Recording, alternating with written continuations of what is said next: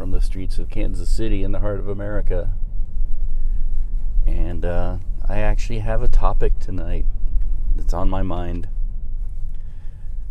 You know, when the outgoing crybaby stormed off in a huff without even welcoming in the new administration, I heard some talk that he was, in his speech he said, "I will be back, we will be back." And then I heard some people talking about, well, part of his plans are to start a third party and come back as their third party candidate. And I started thinking about that, like, yeah, actually, I think he should do that. I really actually welcome that idea. It's kind of a good idea. Not with him at the head of it. I don't think he should ever be able to run for office again. I think he should maybe leave this country, and if anybody has the balls to do that. Certainly nobody in the present Republican Party. But I was thinking about that whole idea of the third party, and I was like, well, you don't have to really create the third party, because there really has been a third party for quite a long time, since before the Civil War, really. And it's kind of quietened down, and then came back roaring in the late 1940s. And of course, I'm talking, if you know and understand your history, I'm talking about, but not the Democratic Party of today. The Democratic Party has actually been able to divorce itself of this infestation. No, I'm talking about the Democratic Party that was actually split up into two wings. The Northern Democrats and then the Southern Democrats, or the Dixiecrats. Now, God forbid that we actually have a shooting war, Americans versus Americans, that'll turn this country into another version of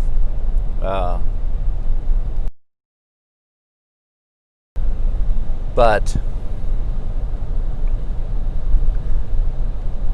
before the Civil War, like in 1860, the Democratic Convention, the party was divided over the issue that I believe the Northern Democrats could care less about slavery, and the Southern Democrats, that's what they were all about. So they literally split. They walked out of the convention. And that was a precursor to the Civil War. Because when the Democratic Party at the time was at war with itself, then people knew a shooting war was about to start. And right now, the Republican Party is kind of at that crossroads where they're sort of at war with themselves. There's the radical elements of the Republican Party, and then the more moderate elements. But the Republican Party is not the same Republican Party of Lincoln. And they should not be making claims to the great President Lincoln. They should be,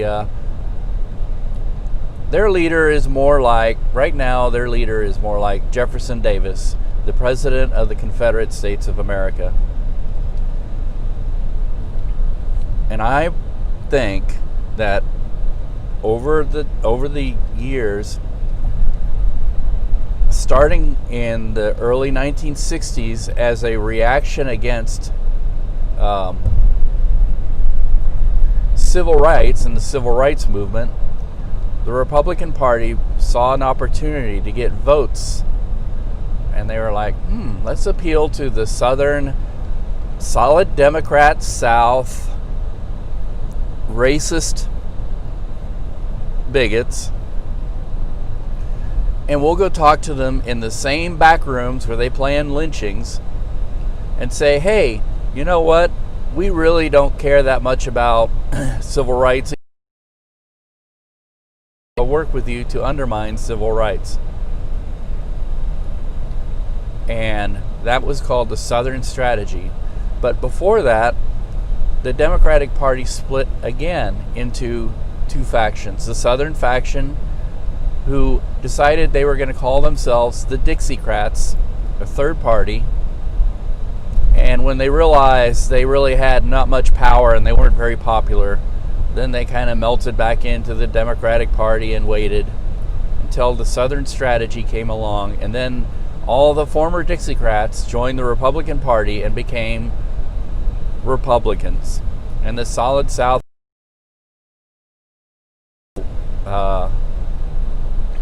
it became kind of a new version of Solid South, but not really, because the Republicans never had that much power or sway over the southern states like the old Southern Democrats did. Because you have to remember, the Southern Democrats were resentful of the Republicans for whipping their asses in the Second Civil War. So, move forward, you had in the early 90s the Republicans' contract on America, which led into a reaction against Obama and his policies, the teabagger movement. Fast forward into Trumpism. It's all the same disease. It's all the same people, the former Dixiecrats. So yeah, maybe we should have that third party come out and,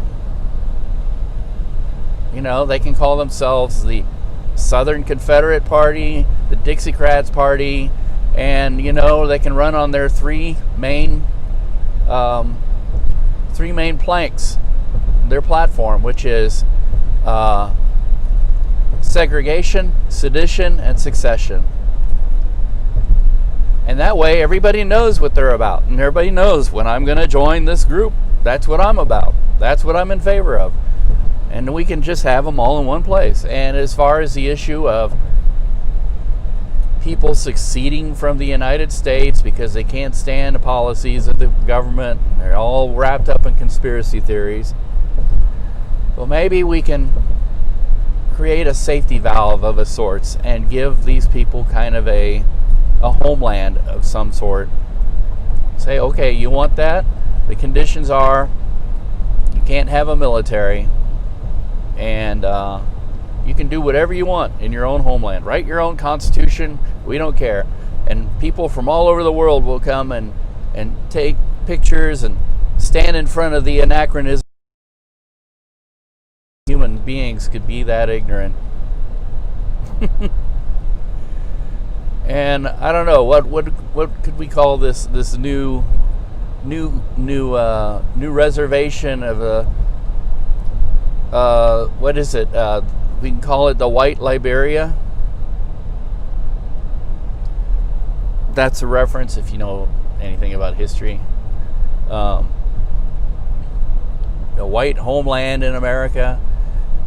I mean, it would be a very much a pariah nation because it would essentially be a lot like South Africa, or it would be like the way the Confederacy would be if had it not had its collective arse handed to itself by the Union armies, the Grand Army of the Republic. So yeah, let's have that third party. What are we going to call them? Dixiecrats? That wasn't popular before. And another good thing about it, speaking of popularity and up, once this kind of thing would happen, then we're not talking about a party that would be very popular. We would be talking about a party that would just take the fringe of the fringe, and it would tend to moderate the rest of the people and be like, well, if you want to be a Dixiecrat, we have a party over here for you. And a lot of people who respectable, quote unquote, respectable politicians would go, no, thank you, not for me. I'd rather join a winning team than be a part of a losing philosophy.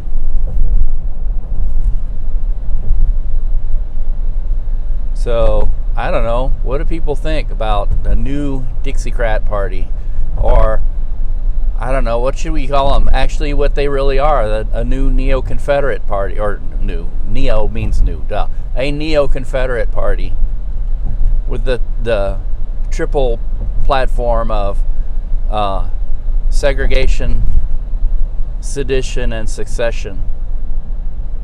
The 3 S's.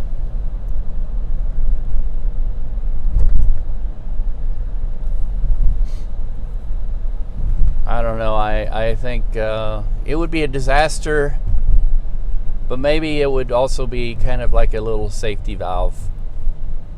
Give, sort of like a heat sink. Give a image.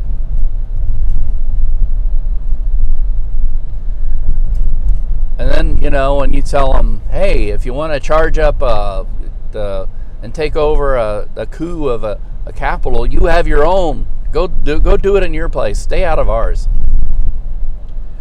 America is the United States of America is a united nation of diverse peoples. We are very unique.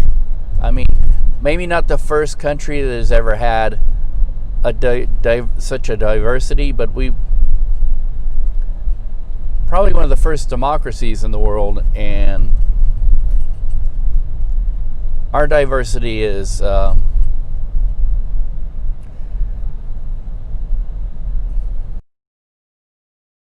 imagine a lot of countries have been in the past in history, and we should be very proud of that, and that we've managed to create a form of government where we can have a peaceful transfer of power.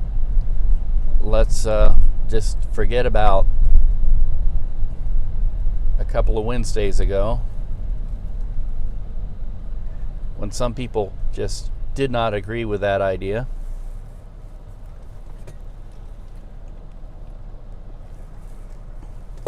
Or,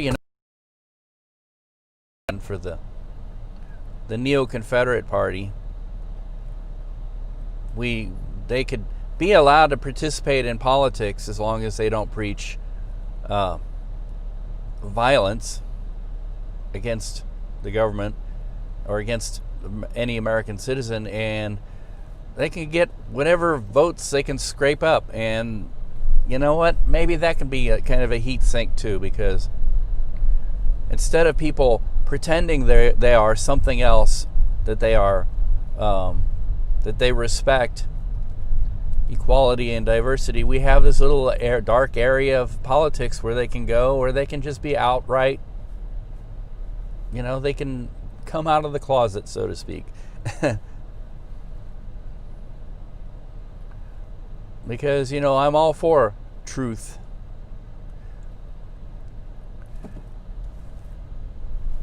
In the 1970s, it fell out of vogue for people to be rabid anti-segregation, or rabid segregationists and rabid racists and anti-civil rights. So, enjoying the political power that they had garnered from taking a cause on the wrong side of history in the 1960s, the evangelical movement said, let's find a new wedge issue we could use to divide people and bring them to our cause, which is still against. We'll disguise it. We'll call it something else, and we'll stand up for it, and everybody will agree with us. How about, well, we've never cared about this before because this was always a Catholic. We stand behind getting rid of abortion, the rights of the unborn children in this world. After all, it's God's will that they be born. Evangelicals never cared about that until the 1970s and late 70s to boot. After Roe versus Wade, even after Roe versus Wade, they didn't care about it. And it actually kind of frowned upon to be a part of that cause, because, a lot of evangelical Christians don't really like Catholics very much. And so, here we go. We're going to disguise our loathing of civil rights and the civil rights movement into the anti-abortion movement. And thus, evangelical Christians can be very politicized, and these few men who run the movement can get a lot of power. After all, it's for Jesus, not for like self-aggrandizement. And yeah, so let's go for it.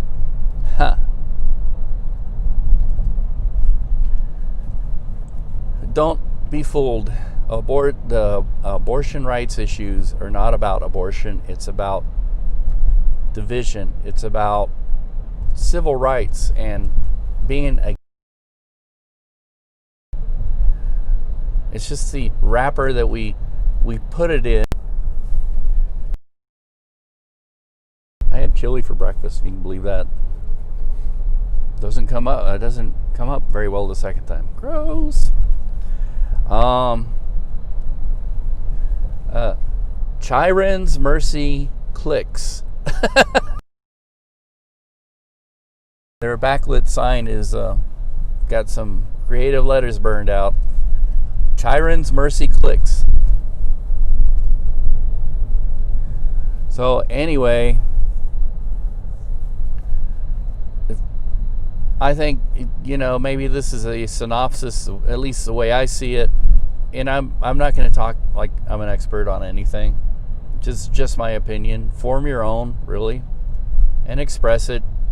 But know that this is a very subjective take on the world. I'm not like faux news, where I disguise commentary as news. I will say it freely. This is just commentary on my part. But this is the way I think. This is the way I see the world that we've been in the past, well, since the Second World War. People grasping for power. The abortion debate, which is actually the anti-civil rights cause wrapped up in an abortion wrapper, is really about giving power to the evangelical movement, political power. And once they got into that corruption, because you remember there's a saying that says, leave what is Caesar's to Caesar and leave what is God's to God. In other words, you should keep the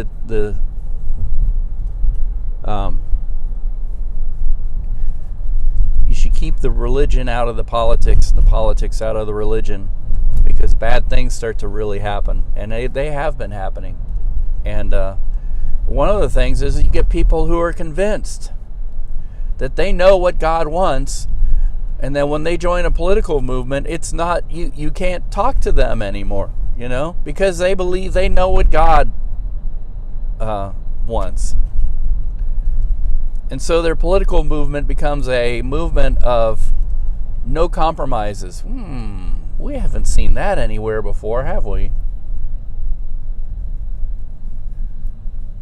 So, when you got people who are very self-righteous and convinced they are right, and they are fighting a crusade, well, crusades are pretty ugly things.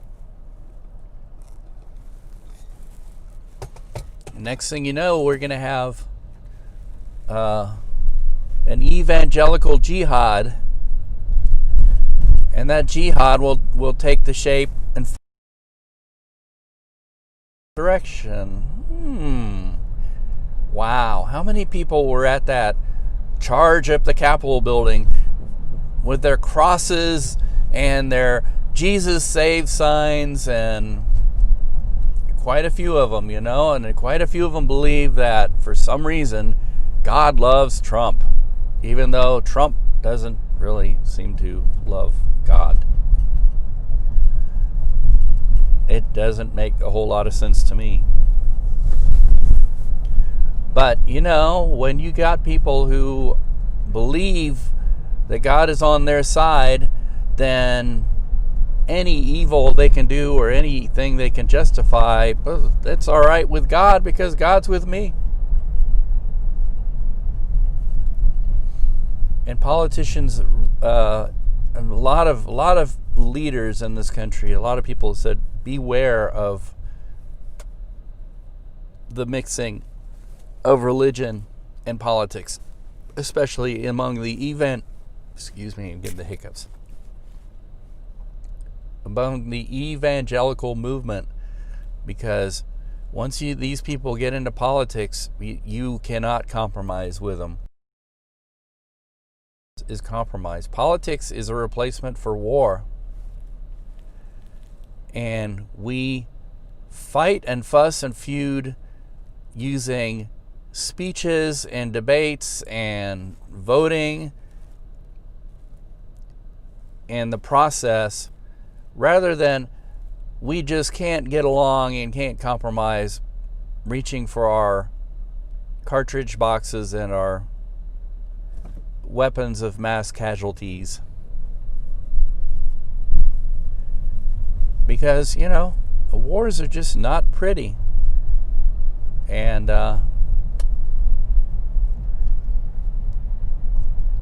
there's no romance in it at all. It's just death, destruction, loss, and everything that we hold precious in this country could evaporate because a few people can't get along with the rest of us. And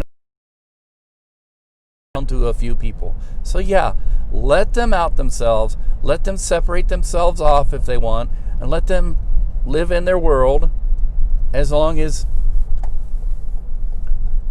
they don't try and blow things up and make the rest of us have to try and deal with their foolishness. And then the rest of us can go on with it. Like I say, when Biden took over on Wednesday, and yesterday was his first full day, it's like, oh, it's so good. Such a relief that it's gone back to being boring. And now the adults have taken over. And there's actually a plan. We're trying. Not the joke we've had for the last 4 years. So anyway, I gotta say this. Please subscribe. Please click the like button. And tell your friends. We can grow this channel. And thank you for your viewing and watching. I am about to my destination, so all I have to say is hee hee.